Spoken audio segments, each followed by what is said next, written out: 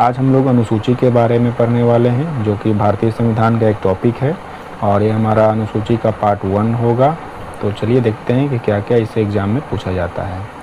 सबसे पहला अगर हम अनुसूची के बारे में डिस्कस करना चाहेंगे तो मूल संविधान या प्रारंभ में बोले तो इसमें कितना अनुसूचियों का चर्चा किया गया था। ठीक है, तो इसमें जो अनुसूची था वो आपका अनुसूची का संख्या 8 था। मूल संविधान में अगर बोला जाएगा कितना अनुसूची था उसमें, तो आपको 8 उसमें अनुसूची था। और अगर वर्तमान में बोले कि अभी कितना है, तो वर्तमान में दोस्तों इसमें अभी 12 अनुसूची है। ठीक है, यानी इसमें पहले 8 था और इसमें कितना और जोड़ दिया गया, विभिन्न यानी कि अलग अलग आपका संविधान संशोधन किया गया और उसके अंतर्गत 4 और इसमें ऐड किया गया। तो हम कह सकते हैं एग्ज़ाम में अगर पूछेगा कि मूल संविधान में या प्रारंभ में कितने अनुसूचियाँ थी, तो उस समय 8 अनुसूची था। और वर्तमान में अगर पूछे कि अभी कितना है, तो अभी इसमें 12 है। कितना जोड़ा गया, इसमें 4 जोड़ा गया, जिसको हम लोग देखेंगे आगे कि किस संविधान संशोधन के तहत अब क्या उसमें ऐड किया गया है। तो अब चलिए बारी बारी से देखते हैं कि किस किस अनुसूची में क्या क्या डिस्कशन है और क्या क्या उससे प्रश्न एग्जाम आता है। तो जैसे हम लोग यहाँ पे देख पा रहे हैं कि सबसे पहले अनुसूची 1, अनुसूची 1 में किसका चर्चा किया गया है। सीधा तौर पे एग्ज़ाम में यही प्रश्न पूछा जाता है कि जैसे भारत जो है वो राज्यों का संघ है। भारत क्या है, राज्यों का एक संघ है। तो ये क्वेश्चन पूछेगा कि भारत राज्यों का संघ है, इसका चर्चा किस अनुसूची में मिलता है। तो यहाँ आप आसानी से बता सकते हैं कि अनुसूची 1 में किसका चर्चा किया गया है, तो भारत राज्यों का संघ होता है।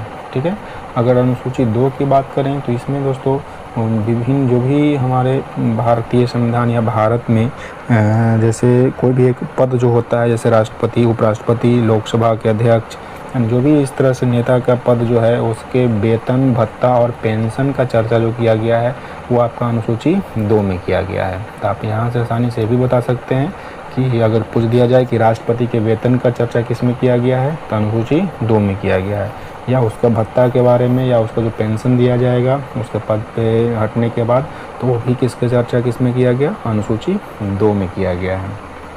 अब आते हैं हम लोग अनुसूची 3 पे। अनुसूची 3 क्या कहता है कि इसमें विभिन्न प्रकार के जो भी सांसद हो गए, ठीक है, या बोल सकते हैं मंत्री हो गए या विधायक हो गए, वो सब का शपथ का चर्चा जो है वो अनुसूची 3 में किया गया है। यानी पद ग्रहण करने से पहले जो शपथ लाया जाता है उसका चर्चा किस में है, तो अनुसूची 3 में। यहाँ पे ध्यान क्या देना है दोस्तों कि जो राष्ट्रपति हमारे हुए उनका चर्चा इसमें नहीं है, यानी उनके शपथ का चर्चा अनुसूचित 3 में नहीं है, यानी इसके अंतर्गत उनका शपथ नहीं दिलवाया जाता है। तो एग्जाम में ये अपवाद वाला ही पूछता है। ठीक है, तो ध्यान दीजिएगा, राष्ट्रपति के छोड़कर बाकी जितना भी मंत्री हो गया, सांसद हो गया, विधायक हो गए, वो सभी का शपथ का चर्चा अनुसूची 3 में किया गया है। अब आते हैं हम लोग अनुसूची 4 में। अनुसूची 4 क्या बोलता है कि इसमें राज्यसभा में सीट का चर्चा किया गया है। ठीक है, कि किस राज्य से या किस केंद्र शासित प्रदेश से हमारे राज्यसभा में कितने सदस्यों का चयन होगा, वो आपका चर्चा किस में किया गया, अनुसूची 4 में। ये भी आप ध्यान रखिएगा, एग्जाम में सीधा तौर पर क्वेश्चन आता है कि हमारे भारतीय राज्य या केंद्र शासित प्रदेश में जो भी राज्य सभा में जाते हैं उनके सीट जो है उनका चर्चा कहाँ पे है, अनुसूची 4 में किया गया है। नेक्स्ट हम अगर देखते हैं अनुसूची 5, तो इसमें एसटी और एससी। एसटी हमारे हो गया क्या, जो भी हमारे यहाँ शेड्यूल कास्ट का है या शेड्यूल ट्राइब्स हैं, वो सभी का यानी जनजाति प्रशासन और नियंत्रण, यानी तीनों का चर्चा जो किया गया है वो किस में किया गया है, अनुसूची 5 में किया गया है। तो यहाँ से भी क्वेश्चन आता है, ठीक है, कि एससी एसटी का जनजाति प्रशासन एवं नियंत्रण का चर्चा किस में है, तो अनुसूची 5 में है। तो यहाँ से आप इसको भी बता सकते हैं। अब हम लोग आगे बढ़ते हैं और अनुसूची 6 को देखते हैं। तो अनुसूची 6 में क्या क्वेश्चन आता है दोस्तों कि पूर्वोत्तर के 4 राज्य का चर्चा किया गया है। कौन कौन सा 4, तो इसमें असम, मेघालय, त्रिपुरा, मिजोरम।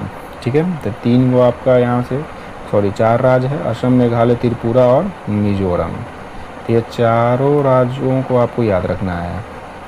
ठीक है, यहाँ से सीधे क्वेश्चन दे देगा कि अनुसूचित 6 में निम्नलिखित में से किस राज्य का चर्चा नहीं किया गया है। 3 उसमें से दिया हुआ रहेगा, जैसे असम दे दिएगा, मेघालय दे देगा, त्रिपुरा दे देगा, मिजोरम उसमें से नहीं दिया हुआ रहेगा, तो कोई और अन्य राज्य का नाम दे देता है। तो यहाँ से ध्यान रखिएगा कि पूर्वोत्तर के 4 राज्य कौन कौन, असम, मेघालय, त्रिपुरा और मिजोरम का चर्चा किसमें है? तो अनुसूची 6 में है।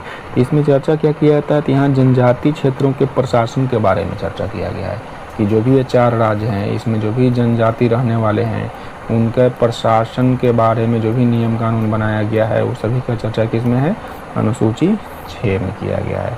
अब दोस्तों अनुसूची 7 जो है वेरी इंपॉर्टेंट है। अनुसूची तो सभी इंपॉर्टेंट है, लेकिन उसमें से सबसे ज़्यादा प्रश्न इसी से देखने को मिलता है। इसे आगे भी देखेंगे, उससे भी मिलेगा, लेकिन इससे इम्पोर्टेंट होता है। तो अनुसूची 7 में अगर एक लाइन से पूछे किसका चर्चा, तो शक्ति का विभाजन इसमें होता है। ठीक है, अब शक्ति का विभाजन किस तरीक़ा से किया गया है? तो मुख्य रूप से 3 हम लोग देखते हैं, लेकिन एक और देखने को मिलता है अलग से, जिसको हम लोग अपशिष्ट बोलते हैं। ठीक है, तो हम लोग इस 3 पर पहले ध्यान देते हैं कि संघ सूची, राज्य सूची और समवर्ती सूची, ये तीनों बहुत इंपॉर्टेंट है।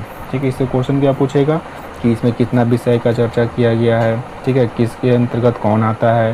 जैसे सेना को पूछ देगा कि सेना किस सूची के अंतर्गत आता है, तो वो आपका आ जाएगा संघ सूची। तो संघ सूची का आने का मतलब हो गया आपका केंद्र सरकार। सीधे तौर पे समझिए, संघ मतलब केंद्र, यानी इस पर किसका शक्ति का पावर होता है? तो ये आपका होता है केंद्र का। जैसे हमारे देश में सेना जो हो गया, आर्मी, थल सेना, जल सेना, वायु सेना, ये सभी किसके अंतर्गत आएगा? संघ सूची के अंतर्गत। जनगणना कौन करवाएगा? तो ये आपका होगा संघ सूची, केंद्र सरकार करवाते हैं। बैंक, जितना भी बैंक है हमारे यहाँ, सभी इसके अंतर्गत संघ सूची के अंतर्गत आएगा। रेल हो गया, ये सभी कहाँ आएगा?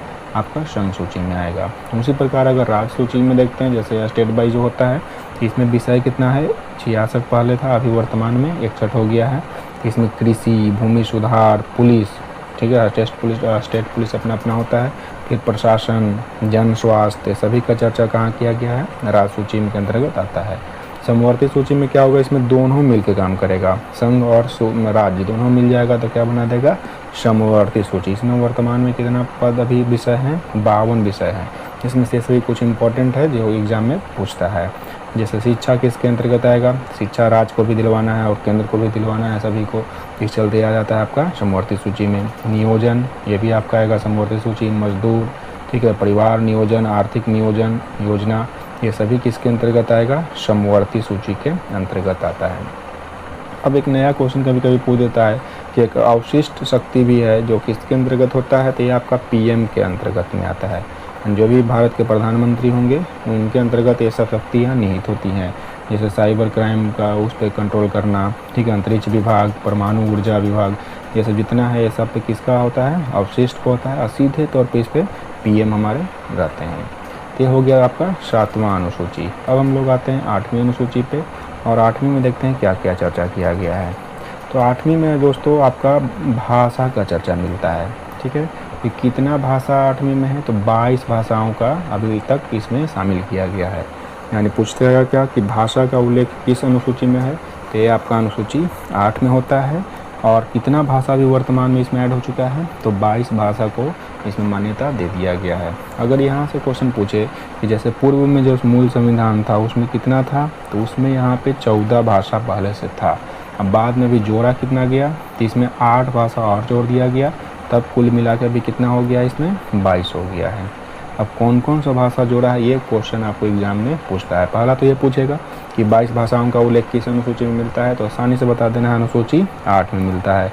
लेकिन अब क्वेश्चन पूछने का थोड़ा सा ट्रेंड बदला है, और वहाँ पे पूछेगा कि इसमें जो 8 भाषा को जोड़ा गया, जैसे अलग अलग यहाँ आपको दिख रहा होगा कि 3 संविधान संशोधन किया गया, उसमें इसको 8 को जोड़ा गया है। जैसे पहला है आपका 21वां संविधान संशोधन 1967 के तहत एक जोड़ा गया, जिसका कौन सा भाषा था? हुआ तो सिंधी भाषा को जोड़ा गया। उसी प्रकार दूसरा संविधान संशोधन यानी 71वां संविधान संशोधन 1992 में जो हुआ, इसके तहत 3 जोड़ा गया, जिसमें नेपाली, मणिपुरी और कोंकणी है। तो इसको आप ट्रिक से भी याद रख सकते हैं। इसको हम लोग बोल सकते हैं नमक। ठीक है, तीनों नाम इसमें आ जाएगा। न से नेपाली हो गया, म से मणिपुरी हो गया, क से कोंकणी हो गया।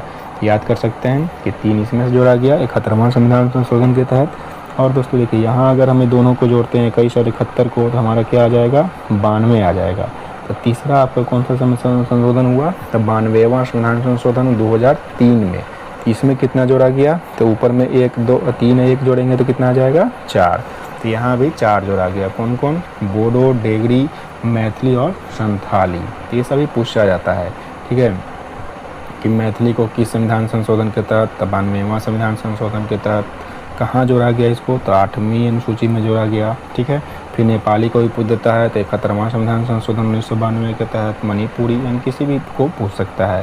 तो यहाँ से आप ये सभी भाषा को ध्यान में रखना है। यहाँ से एक और क्वेश्चन पूछता है कि निम्नलिखित में से कौन सी भाषा जो है वो आपका 22 भाषा में यानी 8वीं अनुसूची में शामिल नहीं है। तो ज़्यादातर दोस्तों यही 3 भाषा आपको देखने को मिलेगा। कौन कौन, तो राजस्थानी, भोजपुरी और इंग्लिश, यानी यही तीनों दे देता है ऑप्शन में। बाकी ये सभी 22 में से कोई न कोई रहेगा, लेकिन एक ये तीनों में से दे देता है। ज़्यादातर यही क्वेश्चन पूछता है, जैसे भोजपुरी दे देगा, ठीक है, कभी राजस्थानी दे देगा या कभी इंग्लिश दे देगा, यानी ये तीनों भाषा जो है ये आपका अनुसूची 8 में शामिल नहीं है। दोस्तों आज हम लोग यहाँ तक देखे, अब हम लोग नेक्स्ट वीडियो में देखेंगे कि इसके बाद 8 हम लोग मूल संविधान में जो था वो देख लिए। अब बाकी इसमें 4 जो ऐड किया गया, जो जोड़ा गया है किस किस संविधान संशोधन के तहत और किस अनुच्छेद में किसका चर्चा किया गया है अनुसूची में, वो सभी को हम लोग अगले वीडियो में देखेंगे। तो चलिए दोस्तों, कैसा लगा वीडियो? अगर अच्छा लगा होगा तो लाइक कीजिएगा, अपने दोस्तों को शेयर भी कीजिएगा और चैनल पर नए तो सब्सक्राइब जरूर कर दीजिएगा। मिलते हैं इसका हम लोग पार्ट 2 में, तब तक के लिए दोस्तों जय हिंद।